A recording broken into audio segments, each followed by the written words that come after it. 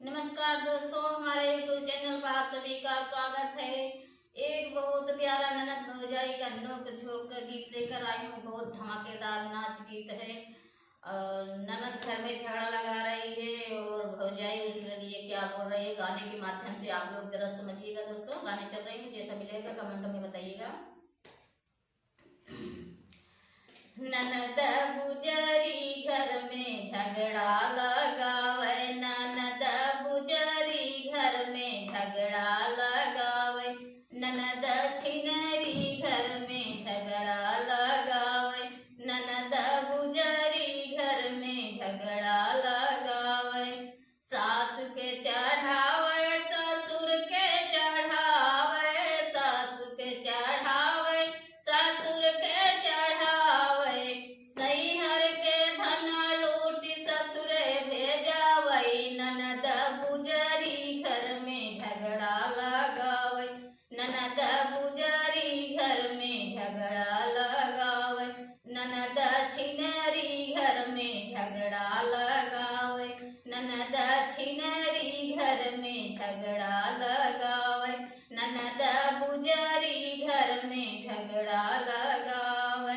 जेठ के चढ़ावे जेठानी के चढ़ावे, जेठ के चढ़ावे जेठानी के चढ़ावे, नैहर के धन लूटी ससुरे पाठावे, ननद गुजरी घर में झगड़ा लगावे, ननद छिनरी घर में झगड़ा लगावे, ननद छिनरी घर में झगड़ा लगावे, ननद गुजरी घर में झगड़ा लगावे, ननद गुजरी घर में झगड़ा लगावे।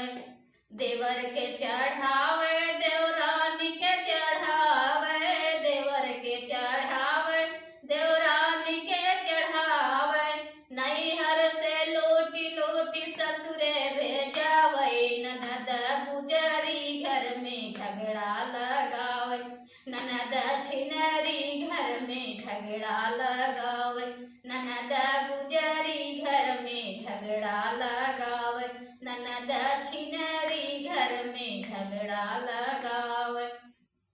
गोतिन के चढ़ावे पड़ोसिन के चढ़ावे, गोतिन के चढ़ावे पड़ोसिन के चढ़ावे, नैहर के लूटी मारी ससुरे भेजावे, ननद छिनरी घर में झगड़ा लगावे, ननद गुजरी घर में झगड़ा लगावे, ननद गुजरी घर में झगड़ा लगावे, ननद छिनरी घर में झगड़ा लगावे, ननद छिनरी घर में झगड़ा लगावे।